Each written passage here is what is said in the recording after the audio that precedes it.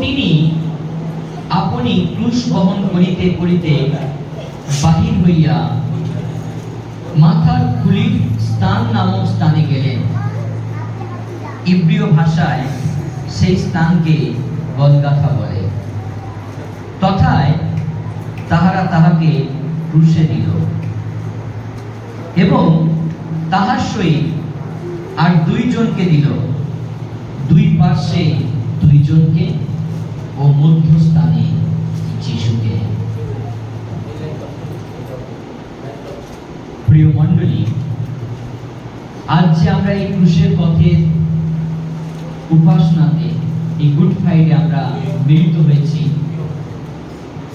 আর এই উপাসনার মধ্য থেকে যে গভীর শিক্ষাকে আমি আপনি গ্রহণ করতে চলেছি, প্রভু যীশু খ্রিস্ট তিনি এই পৃথিবীতে এসেছিলেন এবং তিনি 3.5 বছর অনেক অলৌকিক কার্য তিনি করেছেন এবং তার এই 33 বছরের জীবনে তিনি অনেক অন্ধের দৃষ্টিশক্তিকে ফিরিয়ে দিয়েছেন, খঞ্জকে চলার শক্তি দিয়েছেন, মৃতকে জীবন দিয়েছেন।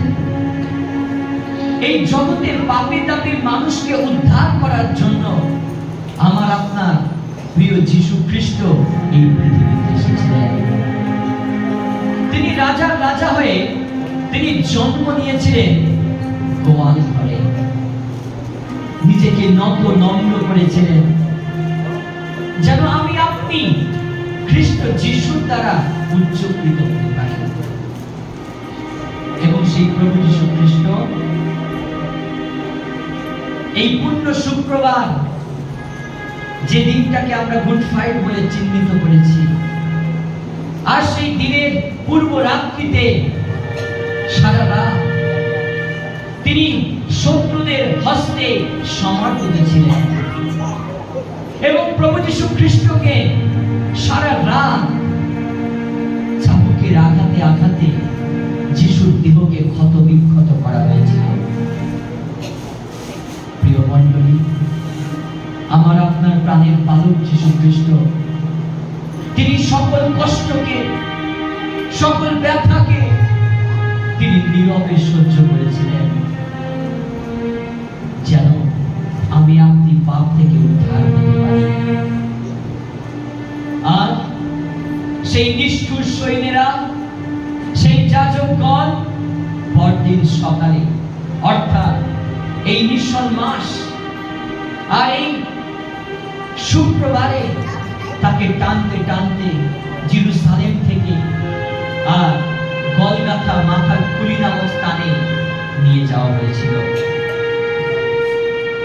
আর ইব্রিয় ভাষায় যদি আমরা দেখি, সেই স্থানকে কেন মাথার খুলি নামক স্থান দেওয়া হয়েছে, তার কারণ সেই স্থানটা ছিল কেশবিহীন একটি মাথার মতো।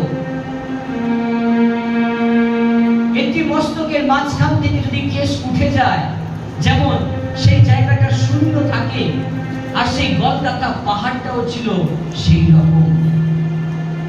আর এই রকম একটি জায়গায় আমার আপনার প্রিয় যিশুকে ক্রুশারোপিত করা হয়েছিল। তিনি সেই ক্রুশকে বহন করতে পারছিলেন না, কারণ সারাটা রাতের ওই কঠিন হৃদয়ের সৈন্যদের আঘাত যিশুর দেহকে জরাজীর্ণ করেছে। তার শরীরে এমন কোন স্থান ছিল না যেখানে তারা আঘাত করেনি। তারপরেও পরদিন সকালে যখন যিশুর স্কন্ধে সেই ভারী ক্রুশটি চাপিয়ে দেওয়া হয়েছিল, লোম ছেদকের সময় মেষ যেমন নীরব থাকে, আমার আপনার জন্য যিশু খ্রিস্ট নীরবে তিনি সেই ক্রুশকে বহন করেছেন। যে শাস্তি আমার আপনার প্রাপ্য ছিল, যে ক্রুশ আমার আপনার বহন করার কথা ছিল, সেই ক্রুশ যিশু খ্রিস্ট বহন করলেন। সেই ক্রুশের চিহ্ন কি প্রিয় মণ্ডলী? যিশু খ্রিস্ট যে ক্রুশকে বহন করেছেন, সেই ক্রুশ হলো আমার আপনার পাপের বোঝা, আমার আপনার সেই ঘৃণ্য পাপ, আমার আপনার সেই মন্দতা, শয়তানের কাছে বন্দী জীবন যাপন। তিনি সকল পাপভারকে নিজের স্কন্ধে বহন করলেন, যেন আমি আপনি উদ্ধার পেতে পারি, পরিত্রাণ পেতে পারি। যিশুর হাতে পায়ে যখন ওই কঠিন পেরেক ঠুকিয়া দেওয়া হচ্ছিল, খ্রিস্ট যিশু নীরবে তিনি চিৎকার করে উঠছেন, তিনি চারিদিকে তাকিয়ে দেখছেন। ৩.৫ বছর যে শিষ্যদের সাথে তিনি ওঠা বসা করেছেন, যাদের কাছে স্বর্গরাজ্যের গভীর তত্ত্বকে প্রচার করেছেন, যাদেরকে সাথে নিয়ে একসাথে খাওয়া দাওয়া করেছে, সেই শিষ্যরা যিশু খ্রিস্টকে ছেড়ে পালিয়ে গেছে। যিশু খ্রিস্ট একাকী, তিনি সেই যন্ত্রণাময় পরিস্থিতিতে সেই কষ্ট ভোগ করছেন। কেউ বা যিশুকে খুশি মারছে, কেউ বা বিদ্রুপ করছে, কেউ বা টিটকারি করছে, কেউ বা বলছে তুমি নাকি জিহুদীদের রাজা। যিশু সর্বক্ষমতার অধিকারী হওয়া সত্ত্বেও তিনি তার ক্ষমতাকে প্রকাশ করলেন না, কিন্তু তিনি নীরবে আমার আপনার জন্য একের পর এক শত আঘাতকে তিনি সহ্য করছেন। সেই কালভেরিতে, যে কালভেরিতে আমার আপনার জন্য প্রভু যিশু খ্রিস্ট ক্রুশারোপিত হয়েছিলেন। তিনি রাজার পুত্র হয়েও, সৃষ্টিকর্তা হয়েও, এক ফোঁটা জল চেয়েও তিনি তা পাননি। তাকে তিক্ত পানীয় পান করতে দেওয়া হয়েছিল। যে যিশু খ্রিস্ট সমগ্র জলরাশিকে সৃষ্টি করেছে, যে যিশু খ্রিস্ট সমগ্র বিশ্ব ব্রহ্মাণ্ডকে সৃষ্টি করেছেন, তিনি ক্রুশের উপর থেকে তৃষ্ণা অনুভব করে এক ফোঁটা জল পাননি, তথাপি তিনি নীরব, কেবল আমার আপনার উদ্ধারের জন্য। আমি আপনি ঈশ্বর থেকে অনেক দূরে সরেছিলাম, আমার আপনার পাপের বোঝা অনেক ভারী ছিল মণ্ডলী। আমার আপনার জন্য এমন ভাবে কেউ নিজের প্রাণকে উৎসর্গ করেনি, কেবল যিশু খ্রিস্ট ছাড়া। যিশু খ্রিস্ট তিনি দস্যু নয়, তথাপি তিনি আমার আপনার জন্য, আমার আপনার সেই দস্যু স্বভাবের জন্য, আমার আপনার সেই মন্দ কাজের জন্য দস্যুর ন্যায় তিনি ক্রুশারোপিত হয়েছেন। ঠিক যেভাবে একটি দস্যুর উপরে অত্যাচার করা হয়, যিশু খ্রিস্টের উপরে ঠিক একইভাবে অত্যাচার করা হয়েছে। তিনি নিষ্কলঙ্ক নিরপরাধ যিশু খ্রিস্ট, তিনি যে পবিত্র, তথাপি তিনি দুই দস্যুর মাঝে ক্রুশারোপিত হলেন, যেন আজকের দিনে আমি আপনি উদ্ধার পেতে পারি, সকল পাপের বন্ধনকে ছিঁড়ে যেন নিজেকে শুচি শুদ্ধ পবিত্র করতে পারি, আর যেন পাপের পথে না চলি, আর যেন মন্দতায় জীবন যাপন না করি, কিন্তু যেন যিশুর রক্তে নিজেদেরকে পবিত্র করতে পারি। যিশুর ডান পাশে থাকা সেই দস্যু যিশুকে চিনতে পেরে অনুযোগ করলেন, তুমি কি ঈশ্বর পুত্রকেও ভয় করো না? আমরা তো আমাদের পাপের সমুচিত ফলকে ভোগ করছি। কিন্তু যিশু তিনি নিরপরাধ, তিনি কোনো অন্যায় করেননি, তথাপি আমাদের জন্য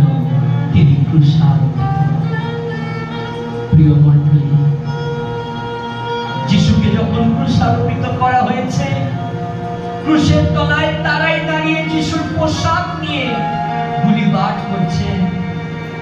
যে নিষ্ঠুর কঠিন হৃদয়ের সৈন্যরা চিৎকার করে পিলাতের সম্মুখে বলেছিল, যিশুকে ক্রুশে দাও, আর সেই দাগী আসামি বারাব্বাসকে ছেড়ে দাও।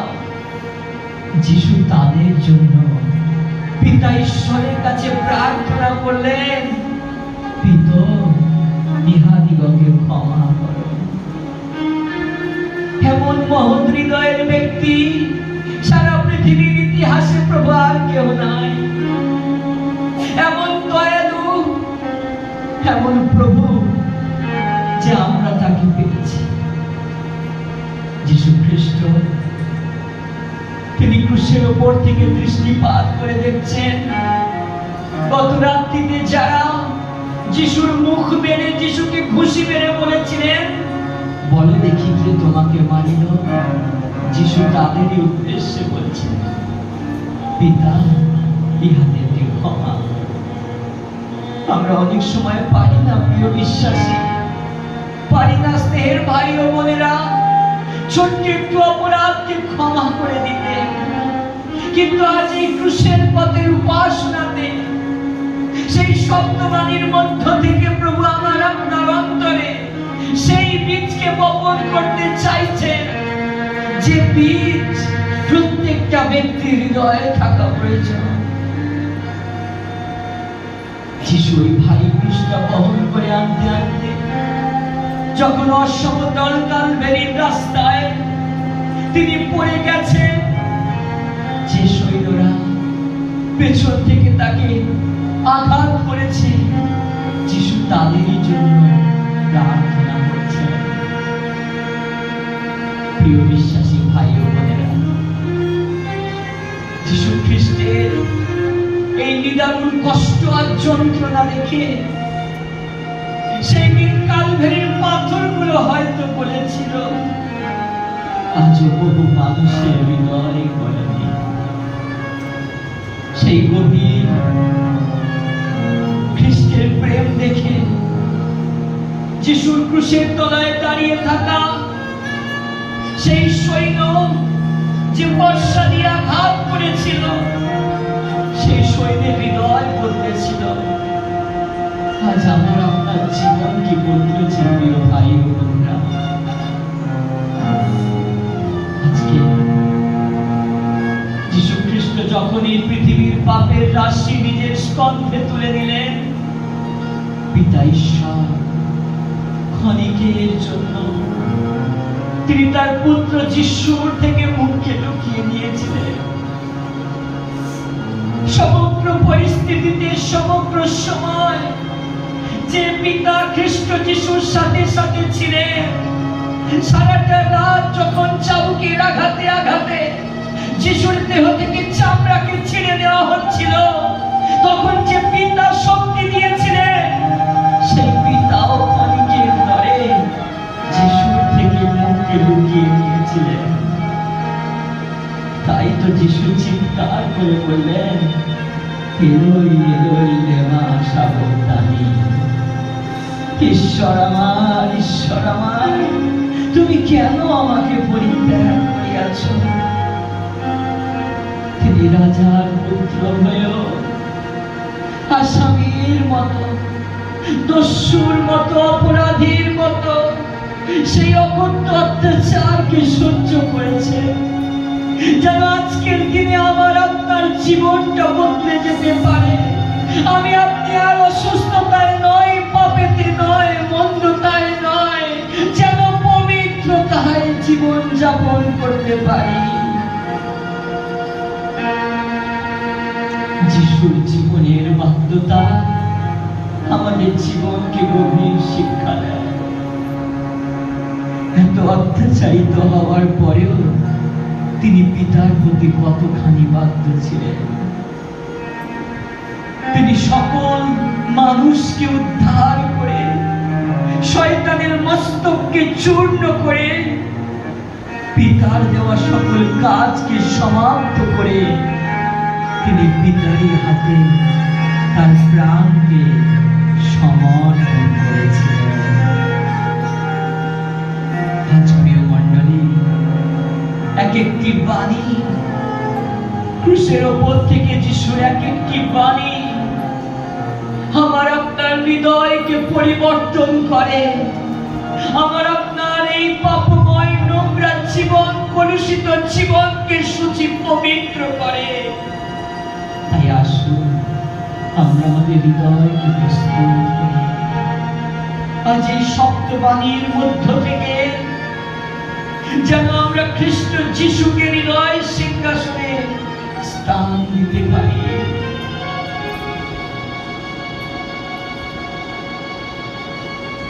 আসি আমরা প্রত্যেককে চোখকে বন্ধ করে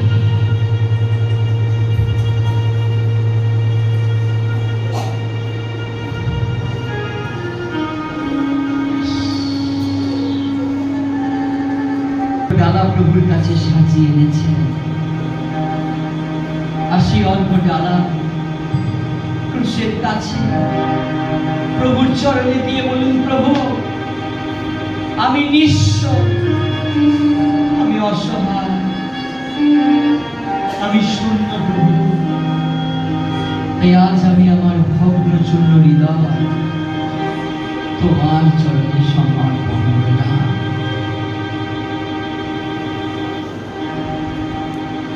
নিঃস্ব